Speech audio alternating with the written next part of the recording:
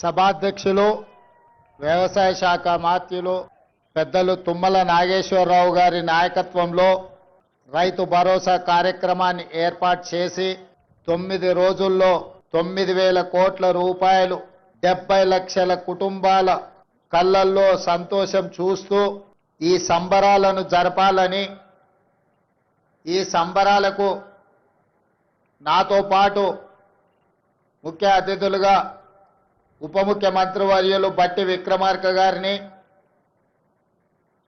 సహచరులు మిత్రులు మంత్రివర్యులు దుద్దిల్ల శ్రీధర్ బాబు గారిని, అదేవిధంగా మా సోదరిమణి ధనసరి అనసూయ సీతక్క గారిని, రెవెన్యూ మంత్రి పొంగులేటి శ్రీనివాసరెడ్డి గారిని, మంత్రివర్యులు మిత్రులు జూపల్లి కృష్ణారావు గారిని, అదేవిధంగా మంత్రివర్యులు మిత్రులు వాకిటి శ్రీహరి గారిని, ఇతర మా పిసిసి అధ్యక్షులు శాసనమండలి సభ్యులు మహేష్ కుమార్ గౌడ్ గారిని, పార్లమెంట్ సభ్యులను, శాసనమండలి సభ్యులను, శాసన సభ్యులను, వ్యవసాయ శాఖ కమిషన్ చైర్పర్సన్, అదేవిధంగా అందులో సభ్యులను, వివిధ కార్పొరేషన్ల చైర్మన్లను,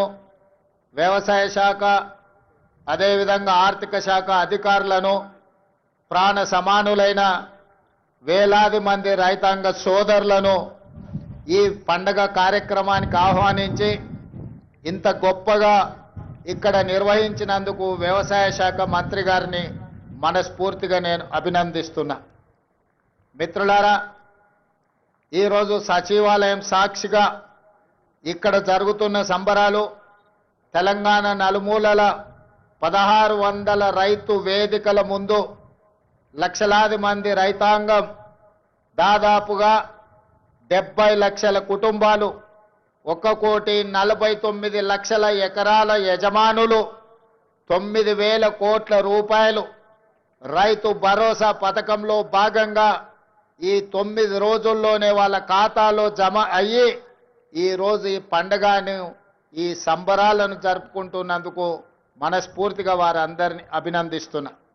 ఒక ప్రజాప్రతినిధిగా ప్రజల ఆశీర్వాదంతో ముఖ్యంగా తెలంగాణ రైతాంగం అండగా నిలబడి ఒక జడ్పీటీసీగా, శాసనమండలి సభ్యుడుగా, శాసనసభ్యుడుగా, పార్లమెంట్ సభ్యుడుగా ఈనాడు తెలంగాణ రాష్ట్రానికి అతి చిన్న వయసులో ముఖ్యమంత్రిగా అవకాశాన్ని ఇచ్చి ఆశీర్వదించిన లక్షలాది మంది తెలంగాణ రైతాంగానికి మనస్ఫూర్తిగా నేను కృతజ్ఞతలు తెలియజేస్తున్నా. మిత్రులారా, మీకు అందరికీ తెలుసు, ఈ తెలంగాణ గడ్డ మీద నుంచి ఆనాడు భూమి కోసం, భుక్తి కోసం, విముక్తి కోసం జరిగిన సాయుధ రైతాంగ పోరాటాలు మీకు తెలుసు.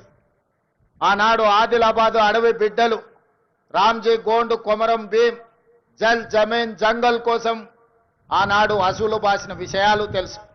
ఈ తెలంగాణ మొత్తం, ఈ తెలంగాణ చరిత్ర పుటల్ని ఒక్కసారి పరిశీలిస్తే భూమి చుట్టూనే మన పోరాటాలు, భూమి చుట్టూతోనే మన త్యాగాలు, భూమి చుట్టూతోనే మన జీవితాలు, భూమితో బుడిపడ్డ జీవితం మన తెలంగాణ రైతాంగ జీవితం.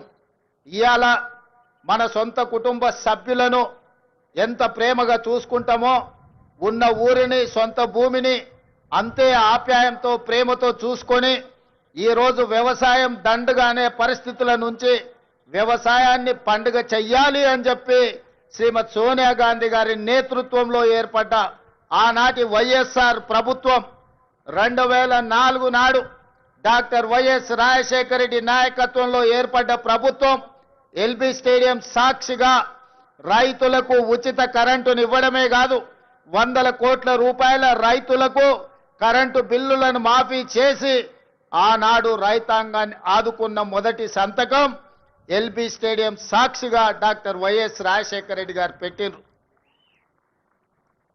ఆనాటి సోనియా గాంధీ గారి ఆదేశాలను తీసుకున్న రాహుల్ గాంధీ గారి అండగా ఏర్పాటు చేసిన ఈ ప్రజా ప్రభుత్వం మొట్టమొదటి ప్రాధాన్యత రైతాంగం.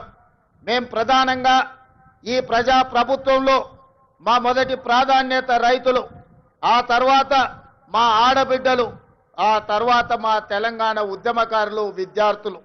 ఈరోజు తెలంగాణ రాష్ట్రంలో రైతుల గురించి చర్చించుకుంటే ఈరోజు రైతు భరోసా అన్నాడు చంద్రశేఖరరావు గారు ఎగబెట్టిపోతే ప్రభుత్వం ఏర్పడిన మొదటి 3 నెలల్లోనే 7,625 కోట్ల రూపాయలను వారు ఎగవేసిన రైతు భరోసా నిధులను మన ప్రభుత్వం, మన ఆర్థిక మంత్రి బట్టి విక్రమార్క గారు మొట్టమొదటి విడతలో రైతు భరోసా నిధులను వేయడం జరిగింది. ఇదే కాదు, ఎన్నికలప్పుడు ప్రజలకు మాట ఇచ్చినాం.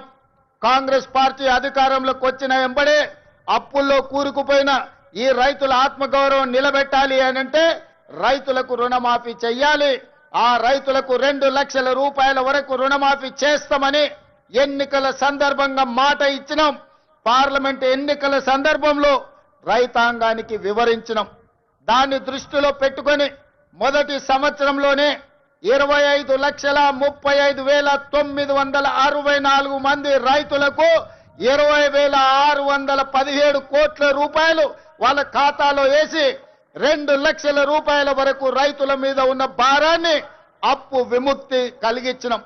15 ఆగస్టు నాడు ఏ విధంగా అయితే దేశానికి స్వతంత్రం వచ్చిందో అదే 15 ఆగస్టు 2024 నాడు ఈ రైతులకు రుణం నుంచి విముక్తి కలిగించి రుణభారంని తొలగించిన ప్రభుత్వం ఈ ప్రజా ప్రభుత్వం.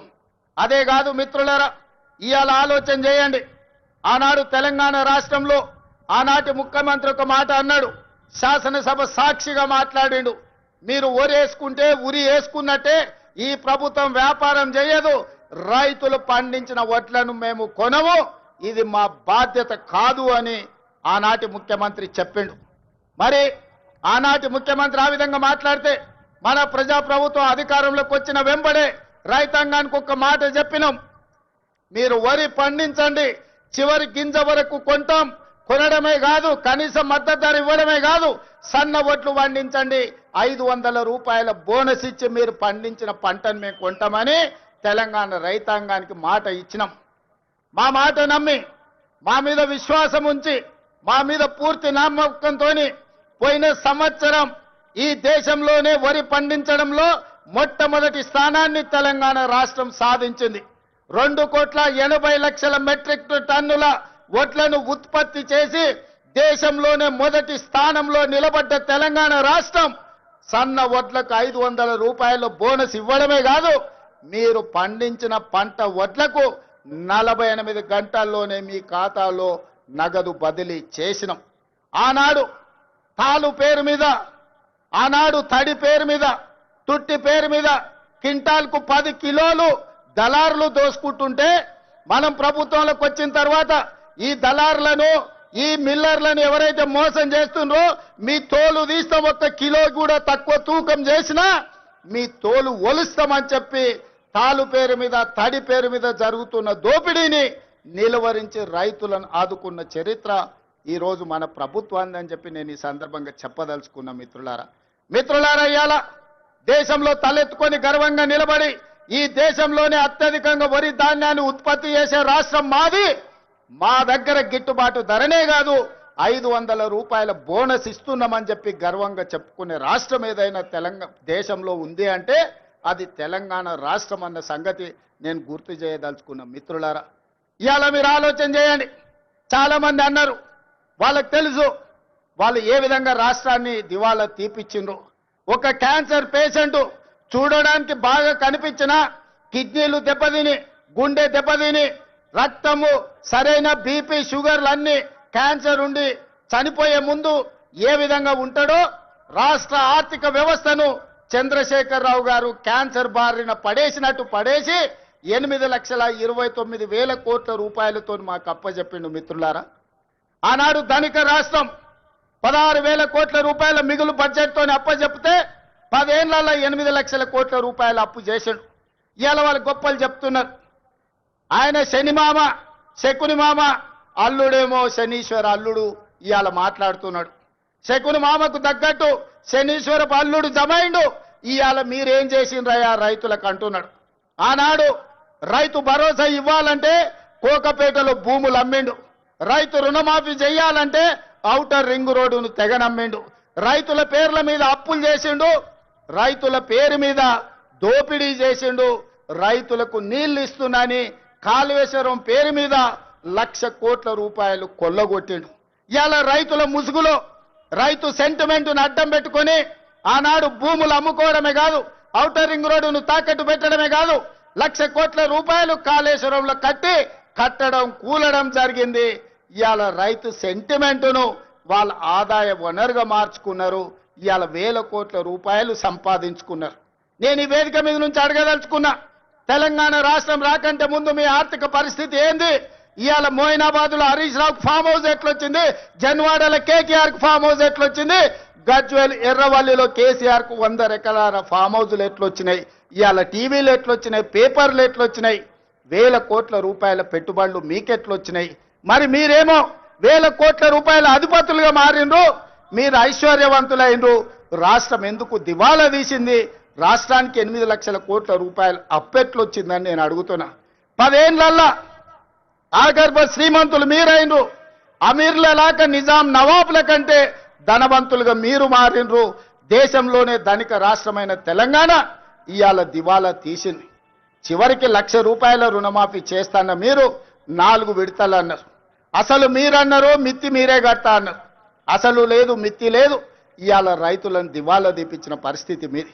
అక్కడి నుంచి ఒక్కొక్కటిగా సరిదిద్దుకుంటూ ఇవాళ నేను చెప్పదలుచుకున్నా, ఇవాళ విద్యార్థులారా మీరు గుర్తు చేసుకోండి, మీ పాఠశాలలు మూసేసే పరిస్థితి, వేలాది పాఠశాలలు మూపించండు.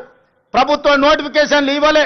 ఉద్యోగాల నోటిఫికేషన్ల కోసం ఇందిరా పార్క్ దగ్గర, లేకపోతే అశోక్ నగర్ చౌరస్తా దగ్గర, దిల్సుఖ్ నగర్ చౌరస్తా దగ్గర, అమీర్పేట్ చౌరస్తా దగ్గర వేలాది మంది విద్యార్థుల నిరసన కార్యక్రమాలు ఆనాడు ఉద్యోగాల కోసం చేశారు.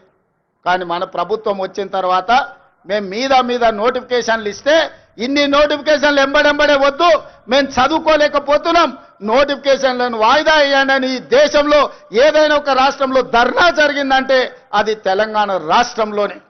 10 ఏళ్లు వాళ్ళు చేయలేని పని మొదటి సంవత్సరంలోనే 60,000 ప్రభుత్వ ఉద్యోగ నియామకాలు చేపట్టి, ఒకవేళ లెక్క తప్పంటారని ఎల్బీ స్టేడియంలో ఎక్కడైతే మేము బాధ్యత చేపట్టినామో ప్రతి నిరుద్యోగ యువకుని వాళ్ళ తల్లిదండ్రులతో అక్కడికి పిలిపించి వాళ్ళకు నియామక పత్రాలు అందించి తలలు లెక్కబెట్టి 60,000 మంది నిరుద్యోగ యువకులకు ఈ దేశంలో ఒక్క సంవత్సరంలో ఉద్యోగాలు ఇచ్చిన ప్రభుత్వం ప్రజా ప్రభుత్వం, మన ప్రభుత్వం. నేను ధైర్యంగా చెబుతున్నా, లెక్క పెట్టుకుంటా అంటే తారీఖు చెప్పు, 60,000 మందిని లైన్గా ఇదే సచివాలయం ముందల నిలబెట్టి ప్రతి తల లెక్క కట్టి 60,000 ఉద్యోగాలు ఇచ్చినట్టు నేను నిరూపిస్తా. చంద్రశేఖర్ రావు, 10 ఏళ్లలో నువ్వు ఎన్ని ఇచ్చినావో ప్రజలకు ఒకసారి సమాధానం చెప్పు అని నేను అడుగుతున్నా.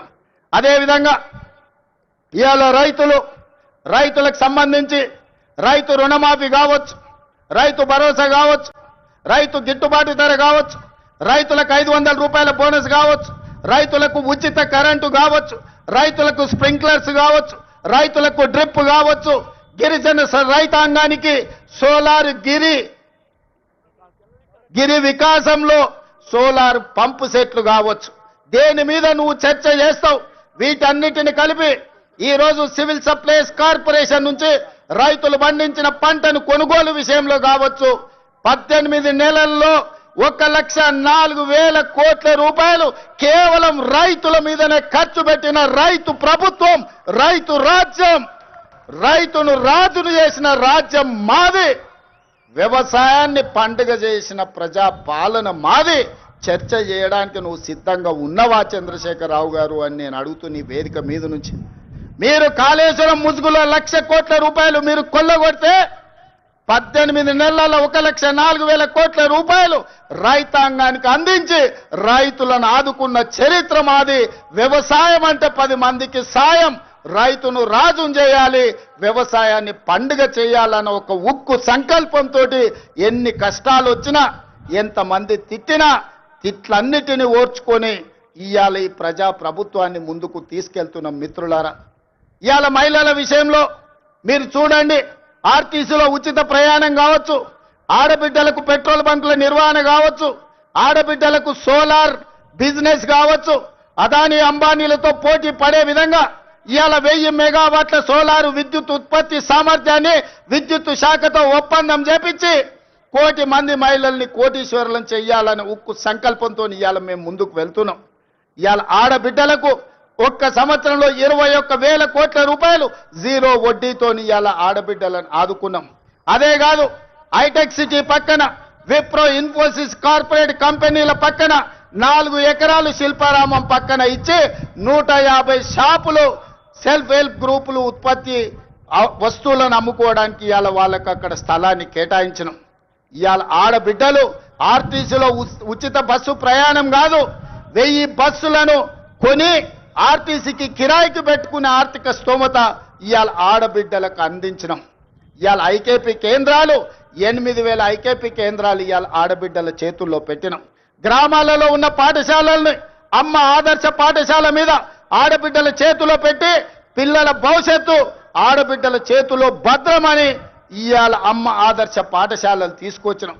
ఇవాళ పాఠశాలల్లో పిల్లల బట్టలు ఒకనాడు కార్పొరేట్ కంపెనీలు కుట్టేవి, ఇవాళ వాటిని రద్దు చేసి ఆడబిడ్డలకే బట్టలు కుట్టే వ్యాపారాన్ని ఇవాళ ఆడబిడ్డలకే అందించినాం.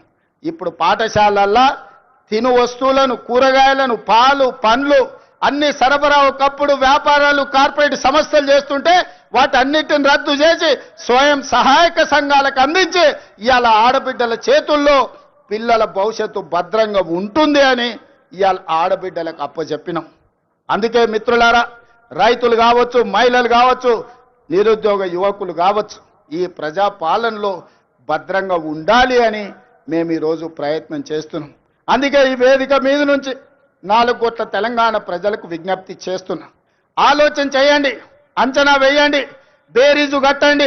10 ఏళ్ల వాళ్ళ పాలన ఎట్లుందో, 18 నెలల్లో మా మిత్రుల పరిపాలన ఎట్లుందో మీరు చర్చ పెట్టండి. చెట్టు కింద పెట్టండి, పెళ్లి కాడ పెట్టండి, చావు దగ్గరకు పోయినప్పుడు మాట్లాడండి, కళ్ళు కాంపౌండ్ కాడ మాట్లాడండి, దావత్ కాడ మాట్లాడండి, ఏడికెళ్ళినా చర్చ పెట్టండి. 10 ఏళ్లలో ఆయన చేసిందేందో, 18 నెలల్లో మనం చేసిందేందో చర్చ పెట్టండి.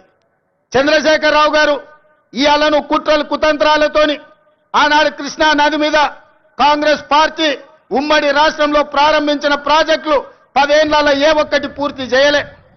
పాలమూరు రంగారెడ్డి ఎత్తిపోతల ఎడారిగా మారింది, కల్వకుర్తి ఆగిపోయింది, భీమా, నెట్టంపాడు, కోయిల్ సాగర్, ఎస్ఎల్బిసి, సీతారామ, అదే విధంగా దేవాదుల, సమ్మక్క సారలమ్మ, ప్రాణహిత చేవెళ్ళ, ఏ ప్రాజెక్టులు చూసినా ఎక్కడి అక్కడనే పడ్డాయి. ప్రాణహిత చేవెళ్ళ పేరు మార్చి, ఊరు మార్చి, పేరు మార్చి, అంచనాలు పెంచి 1,00,000 కోట్లు కొల్లగొట్టిన కాళేశ్వరం నువ్వు కట్టిన 3 ఏళ్లకే కూలేశ్వరం అయింది. 1,00,000 కోట్లు గంగలో కొట్టుకపోయినాయి. ఇవాళ గోదావరిలో కొట్టుకపోవడానికి కారణం నువ్వు కాదా? నీ అవినీతి కాదా? నీ కుటుంబం 1,000 కోట్ల రూపాయల దోపిడీకి పాల్పడి నాణ్యత లోపం వల్ల, ప్రణాళిక లోపం వల్ల మేడిగడ్డ, అన్నారం, సుందిళ్ళ కూలిపోయిన మాట వాస్తవం కాదా? ఈ ప్రాజెక్టులు కూలిపోయినందుకు నిన్ను ఆ చిన్న కాళేశ్వరంలోనే ఉరి తీసినా తప్పు లేదని అక్కడి రైతాంగం అంటున్న మాట నిజం కాదా? వ్యవసాయం మీద 2 లక్షల కోట్లు ఖర్చయిన మిత్రులారా, కేవలం కాంట్రాక్టర్లకు 2 లక్షల కోట్ల రూపాయల బిల్లులు చెల్లించడు. మరి 1000 కోట్లతో పూర్తి కావాల్సిన కల్వకుర్తి ఎందుకు ఆగిపోయింది? 300 కోట్లతో పూర్తి కావాల్సిన భీమా ఎందుకు ఆగిపోయింది? 200 కోట్ల రూపాయలతో పూర్తి చేయాల్సిన నెట్టంపాడు ఎందుకు పూర్తి కాలే? ఇవాళ 6-7 వేల కోట్ల రూపాయలతో పూర్తి చేయాల్సిన సీతారామ ప్రాజెక్టు ఎందుకు ఆగిపోయింది? ఇవాళ ప్రతి ప్రాజెక్టు దేవాదుల 12,000 కోట్ల రూపాయలు ఖర్చయినాయి. ఇంకొక 3-4 వేల కోట్ల రూపాయలు ఖర్చు పెడితే ఇవాళ దాదాపుగా 4 లక్షల ఎకరాలకు నీళ్లు వస్తాయి. ఎందుకు పూర్తి చేయలేదని నేను అడుగుతున్నా. ఉమ్మడి రాష్ట్రంలో సమైక్య పాలనలో సీమాంధ్ర పాలకులు ఆనాడు తెలంగాణ సాగునీటి ప్రాజెక్టుల మీద నిర్లక్ష్యం వహించారు, తెలంగాణను ఎడారిగా మార్చిందని చెప్పిన నువ్వు 10 ఏళ్లలో ఏ ఒక్క ప్రాజెక్ట్ అయినా పూర్తి చేసినవా? ప్రాణహిత చేవెళ్ళ గాని, పాలమూరు రంగారెడ్డి ఎత్తిపోతలు గాని, కల్వకుర్తి గాని, భీమా గాని, నెట్టంపాడు గాని, కోయిల్ సాగర్ గాని, ఎస్ఎల్బిసి గాని, సీతారామ గాని, రాజీవ్ సాగర్ గాని, ఇందిరా సాగర్ గాని ఏ ఒక్క ప్రాజెక్టు 2 లక్షల కోట్ల రూపాయలు ఖర్చైనా అన్ని ఈ రోజు ఆగిపోయి ఉన్నాయి అనంటే ఈ దుర్మార్గానికి నువ్వు నీ కుటుంబం అవినీతి కాదా అని ఈ రోజు నేను అడుగుతున్న మిత్రులారా. ఇన్ని దుర్మార్గాలు చేసి, ఇంత దోపిడీకి పాల్పడి, 1,00,000 కోట్లు కొల్లగొట్టి, 1,000 ఎకరాల భూములను ఆక్రమించి ఇవాళ గోదావరి బంకంచర్ల రేవంత్ రెడ్డి వచ్చి మొదలుపెట్టి చంద్రబాబు నాయుడుకు నీళ్లు ఇస్తున్నాడని దుర్మార్గమైన మాటలు మాట్లాడుతున్నాడు. చంద్రబాబు నాయుడుతోనే ఉండాలంటే, చంద్రబాబు నాయుడుతోనే అంటగాగాలంటే అక్కడనే ఉండేటోని కదా. ఈ రాజీవ్ గాంధీ ఆశీర్వాదం తీసుకొని ఇక్కడెందుకు ఉండేటోని చంద్రశేఖర్ రావు? ఆనాడు సోనియమ్మ నమ్మించి కాళ్ళకు దండం పెట్టి కడుపులో తలకాయ పెట్టి నీతో చేరతాని అబద్ధాలు చెప్పి నట్టేట్లో ముంచి నడి బజార్లో మోసం చేసిన చరిత్ర నీదైతే తెలంగాణ ఇచ్చిన సోనియమ్మకు అండగా నిలబడాలి. ఆమె బిడ్డగా ఈ తెలంగాణలో ప్రజా ప్రభుత్వాన్ని తేవాలి అని చంద్రబాబు నాయుడును కాదనుకొని ఇవాళ కాంగ్రెస్ పార్టీలో చేరి ప్రజా ప్రభుత్వం రావడానికి మీ అందరితో కలిసి కదం కదం కలిపిన మిత్రులారా, ఇవాళ నేను అడుగుతున్న సూటిగా చంద్రశేఖర్ రావును, నిజంగా నీకు ధైర్యం ఉంటే, నీలో నీతి నిజాయితీ ఉంటే, చిత్తశుద్ధి ఉంటే గోదావరి బంకంచర్ల గోదావరి నది జలాల మీద శాసనసభలో చర్చ పెడదాం. స్పీకర్కు లేఖ రాయి నువ్వు చెప్పిన తారీఖు నాడు అసెంబ్లీ పెట్టించే బాధ్యత మా శ్రీధర్ బాబు గారు తీసుకుంటారు. నువ్వు నేను చర్చ చేద్దాం. గోదావరి జలాలలో తెలంగాణకు అన్యాయం చేసింది ఎవరు? ప్రాణహిత చేవళ్లను తరలించే 1,00,000 కోట్లు దోసుకున్నది ఎవడు? ఇవాళ గోదావరి బంకంచర్లలో 3,000 టీఎంసీ సముద్రంలో పోతున్నాయి. రాయలసీమకు తరలించమని చెప్పింది నువ్వు కాదా? 2016లో మొత్తం వివరాలతో నేను వస్తా, నువ్వు సిద్ధంగా ఉన్నవా? నువ్వు చెప్పినాకనే కదా ఉమాభారతి గారి ఆదేశాల మేరకు చంద్రబాబు నాయుడు గారు 2016లో ఆనాడు జీవో ఇచ్చిండు. గోదావరి నుంచి బంకంచర్లకు నీళ్లు తరలించడానికి, హంద్రీ నీవాకు 400 టీఎంసీలు తరలించడానికి 2016లోనే జీవో ఇచ్చిన మాట వాస్తవం కాదా? 2018లో వ్యాప్కోస్ను నియమించింది నిజం కాదా? వ్యాప్కోస్ సంస్థ 400 టీఎంసీలు గోదావరి జలాలను హంద్రీ నీవాకు బంకచర్ల ద్వారా తరలించడానికి ప్రాజెక్టు రిపోర్ట్ ఇచ్చిన మాట వాస్తవం కాదా? ఇవన్నీ నీ నాయకత్వంలో నువ్వు ఇచ్చిన బోడి ఉచిత సలహాలతోటి ఈరోజు గోదావరిలో 3,000 టీఎంసీలు నీళ్లు సముద్రంలో పోతున్నాయని నీ దిక్కుమాలిన సూచనలతోనే ఈరోజు ఈ దరిద్రం దాపరించిన మాట నిజం కాదా? ఇవాళ నువ్వు చర్చకు సిద్ధంగా ఉన్నావా? గోదావరి జలాలను రాయలసీమకు తరలించకపోయినని రోజమ్మ పెట్టిన రాగి సంకటి రొయ్యల పులుసు తిని రాయలసీమను రతనాల సీమ చేస్తా అని చెప్పిన చవటవు నువ్వు కాదా అని నేను అడుగుతున్నా. నీకు జీవితం ఇచ్చి, నీకు బతకడానికి నీడనిచ్చి, నిన్ను ప్రజాప్రతినిధిగా చేసి తెలంగాణ ముఖ్యమంత్రిని చేసిన తెలంగాణని ఎడారిగా మార్చి వందలాది గోదావరి టీఎంసీల నీళ్లను రాయలసీమకు తరలించమని చెప్పింది నువ్వు కాదా? ఇవాళ నువ్వు సిద్ధంగా ఉన్నవా నేను అడుగుతున్న చంద్రశేఖర్ రావు గారు. నీ వంది మాగదులతో మాట్లాడించడం కాదు, నీ శనీశ్వరుడైన అల్లుడితో మాట్లాడించడం కాదు. నేను సిద్ధంగా ఉన్నా. గోదావరి బంకంచర్ల ప్రాజెక్టు మీద నువ్వు చర్చకు రా. స్పీకర్ గారికి ప్రధాన ప్రతిపక్ష నాయకుడిగా లేఖ రాయి. శాసనసభ సమావేశాలు పెడతాం, ఎదురెదురుగా నిలబడతాం, మాట్లాడదాం. ఎవరు నిజాలు, ఎవరు జీవోలు ఇచ్చారు, ఎవరు తెలంగాణను దెబ్బతీసిండ్రో, ఎవరు నువ్వు తెలంగాణను దోక చేసిండ్రో, ఎవరు కాళేశ్వరం కడితే కూలేశ్వరమైందో చర్చ చేయడానికి నువ్వు సిద్ధంగా ఉన్నవా? ఒకరోజు గోదావరి మీద చర్చిద్దాం, రెండవ రోజు కృష్ణానది జలాల మీద చర్చిద్దాం. ఉమ్మడి రాష్ట్రానికి ఆనాడు పచ్చావత్తు ట్రిబ్యునల్ 811 టీఎంసీలు ఏకంగా కేటాయిస్తే 811 టీఎంసీలలో తెలంగాణ రాష్ట్రం విడిపోయినప్పుడు నువ్వు పోయి చంద్రబాబు నాయుడు దగ్గర వంగి వంగి సంతకం పెట్టి 512 టీఎంసీలు ఆంధ్రప్రదేశ్ తీసుకోండి, 299 టీఎంసీలు నాకు సరిపోతాయని సంతకం పెట్టింది నువ్వు కాదా? ఇవాళ కాగితాలని శాసనసభ ముందు పెడతా, నువ్వు చర్చకు సిద్ధంగా ఉన్నవా? 10 ఏళ్లలో ఏ ఒక్కరోజు కూడా కాగితాలు రాసుకొని పంపకాలు చేసుకున్నా 299 టీఎంసీ నీళ్లు ఎన్నడూ వాడలే. 200 టీఎంసీలు కూడా నికరంగా ప్రతి సంవత్సరం వాడలే. కేటాయింపులు 68% పరివాహక ప్రాంతం తెలంగాణ ప్రాంతంలో ఉంది, ఓన్లీ 32% ఆంధ్రప్రదేశ్లో ఉంది. ఆ లెక్క ప్రకారం అంతర్జాతీయ జల విధానంలో 555 టీఎంసీలు తెలంగాణ రాష్ట్రానికి రావాలి. కానీ ఆంధ్రప్రదేశ్కి 512 టీఎంసీలు ఇచ్చి తెలంగాణకు కేవలం 299 టీఎంసీలు సంతకం పెట్టి శాశ్వతంగా తెలంగాణకు మరణ శాసనం రాసింది చంద్రశేఖర్ రావు కాదా? సంతకాలతో సహా ఆధారాలతో సహా అసెంబ్లీకి వస్తా, చర్చించడానికి నువ్వు సిద్ధంగా ఉన్నవా అని నేను అడుగుతున్నా. ఆనాడు నువ్వు ముఖ్యమంత్రి ఉన్నప్పుడే రాయలసీమలో ముచ్చుమరి కట్టింది చంద్రబాబు నాయుడు, నిజం కాదా? ఆనాడు నువ్వు అధికారంలో ఉన్నప్పుడే జగన్మోహన్ రెడ్డి ఇదే ప్రగతి భవన్ లో రాయలసీమ లిఫ్ట్ ఇరిగేషన్ కు జీవోలు ఇచ్చి టెండర్లు పిలిచింది, నిజం కాదా? పోతిరెడ్డి పాడు పొక్కను పెద్దది చేసి రోజుకు 10 టీఎంసీల నీళ్లను తరలించకపోవడానికి సంతకాలు చేసి ప్రణాళికలు అమలు చేసింది నువ్వు ముఖ్యమంత్రిగా ఉన్నప్పుడు కాదా? ఆధారాలతో సహా నేను వస్తా, నువ్వు రా చర్చకు. కృష్ణా నది మీద మనకు నువ్వు రావాల్సిన నీళ్లను శాశ్వతంగా ఆంధ్రప్రదేశ్కు తాకట్టు పెట్టి తెలంగాణ రైతాంగం మీద మరణ శాసనం రాసింది నువ్వు కాదా? చేసిన తప్పులను కప్పుపుచ్చుకొని మొక్కం జల్లక ఫామ్ హౌస్లో పడుకొని ఇవాళ నీ అల్లుడిని ఊరి మీద వదిలేసి అచ్చోసిన ఆంబోతులాక నన్ను తిడుతున్నాడు. నేనేం చేసినా? నేను వచ్చినాక సీతారామక్క నీటికి 65 టీఎంసీల కేటాయింపులు తీసుకొచ్చిన. ఇవాళ సమ్మక్క సారలమ్మ ప్రాజెక్టు నీటి కేటాయింపుల కోసం మోడీతో కొట్లాడుతున్నా. నువ్వు వదిలేసిన తుమ్మిడి ఏటిని ఇవాళ ఎట్లయినా కట్టి ఆ తుమ్మిడి ఏటి ద్వారా శ్రీపాద ఎల్లంపల్లి శ్రీరామ్ సాగర్ కు నీళ్లు తెచ్చి ఈ రోజు ఉత్తర తెలంగాణను సస్యం సామలం చేయాలని నేను ప్రయత్నం చేస్తున్నా.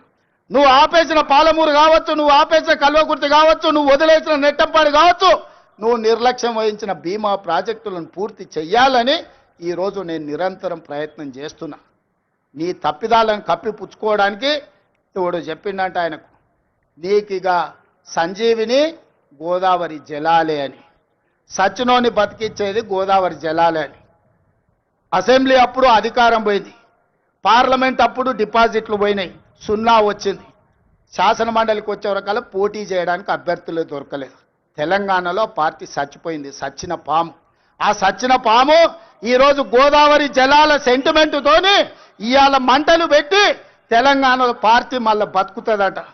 ముందుగాల చూసిరానికి అల్లుని పంపించినాడు, ఎట్లున్నదో చూసిరాపో నేను మళ్ళీ వస్తా అని.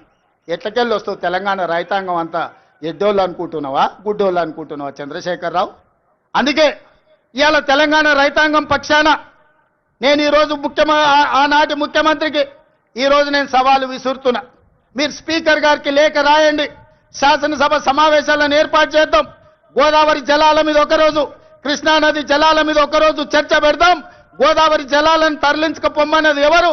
రాయలసీమను రతనాల సీమ చేస్తానది ఎవరు? ఈ రోజు సంపూర్ణంగా చర్చలు చేద్దాం.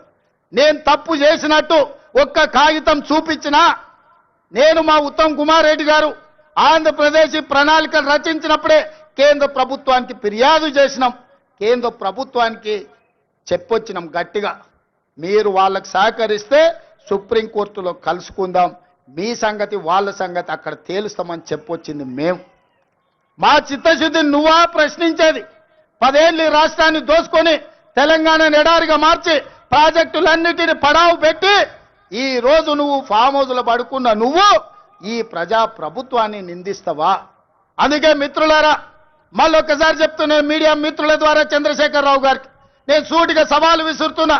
గోదావరి బంకంచెర్ల మీద పూర్తి స్థాయిలో చర్చ చేద్దాం. మీరు స్పీకర్ గారికి లేఖ రాయండి. మీరు ఏ తారీఖు నాడు పెడితే ఆ తారీఖు నాడు మా ప్రజా ప్రభుత్వం చర్చలకు సిద్ధంగా ఉంది. ఆధారాలన్నీ నేను తీసుకొని వస్తా. తెలంగాణ ద్రోహులెవరో, గోదావరి జలాల దొంగలెవరో శాసనసభలోనే తేలుస్తాం. నీకు నీ అల్లునికి చిత్తశుద్ధి ఉంటే చర్చకు తీసుకొని రా, అప్పుడు మాట్లాడదాం తప్ప అబద్ధాల ప్రచారంతోని ప్రజల్ని మభ్యపెడతామంటే ఈడెవడు ఊరుకునేవాడు లేడు. అప్పుడంటే పెద్ద మనిషి జానారెడ్డి గారు నీతో ఎందుకులే అనుకున్నాడు. ఇప్పుడు అట్లాంటి పరిస్థితి ఏం లేదు. రా, వస్తే చెప్తా శాసనసభలో నీ సంగతి. అందుకే మిత్రులారా, ఇవాళ నేను ఒక్కటే మాట చెప్పదలుచుకున్నా. వ్యవసాయం దండగ కాదు, వ్యవసాయం పండుగ. రైతు రాజును చేయడమే మా లక్ష్యం. ఈ రైతుల కోసం ఎంత దాకైనా ఎవరితోనైనా కొట్లాడతాం. ఈ తెలంగాణ రైతాంగానికి వ్యవసాయాన్ని లాభసాటిగా చేసే వరకు మా ప్రభుత్వం అండగా నిలబడుతుంది. ఈ రైతాంగ ఆశీర్వాదం ఉన్నోడే రాజు అవుతాడు. ఈ రైతులు తిరస్కరించినోడు ఎవడైనా రావణుడు అవుతాడు. అందుకే రావణాసురుడు అయిపోయి ఫామ్ హౌస్లో నిద్రపోతున్నాడు. ఇవాళ రైతును రాజు చేసే ప్రభుత్వం ఈ వేదిక మీద ఉన్నది. ఇంత మంచి కార్యక్రమాన్ని ఏర్పాటు చేసి తెలంగాణ రైతాంగంతో మాట్లాడడానికి అవకాశం కల్పించిన వ్యవసాయ శాఖ, ఆర్థిక శాఖకు మనస్ఫూర్తిగా కృతజ్ఞతలు తెలియజేస్తూ నెక్స్ట్ ఈ అసైన్మెంట్ కంప్లీట్ అయింది. భట్టి గారు ఏదో విరామం తీసుకుందాం అనుకుంటున్నట్టున్నాడు. భట్టి గారికి విరామం లేదు. రాజీవ్ యువ వికాసం వారు ప్రకటించారు. రాబోయే రోజుల్లో రాజీవ్ యువ వికాసమే మన ఛాలెంజ్. నెక్స్ట్ రాజీవ్ యువ వికాసాన్ని ముందుకు నడిపించి యువకులను ఆదుకునే ప్రణాళికలు సిద్ధం చేసుకొని మీ ముందుకు వస్తాం. మీ ఆశీర్వాదం పొందుతాం. ఇంతకు ముందే నేను గాంధీ భవన్లో ఒక మాట చెప్పిన. 94 నుంచి 2004 2 సార్లు టీడీపీ అధికారంలో ఉంది. 2004 నుంచి 2014 వరకు కాంగ్రెస్ పార్టీ 2 సార్లు అధికారంలో ఉంది. 2004 నుంచి 2023 వరకు 2 సార్లు టీఆర్ఎస్ అధికారంలో ఉంది. 2023 నుంచి 2033 వరకు 2 సార్లు మనమే అధికారంలో ఉంటాం. ఈ 10 ఏళ్లు వ్యవసాయాన్ని పండుగ చేస్తాం. మీరు అండగా ఉండాలి, ఆశీర్వదించాలి. మిమ్మల్ని అందరినీ గుండెల్లో పెట్టి చూసుకునే బాధ్యత కాంగ్రెస్ పార్టీ సోనియమ్మ తీసుకుంటుందని తెలియజేస్తూ మీ అందరి దగ్గర సెలవు తీసుకుంటున్న మిత్రులారా.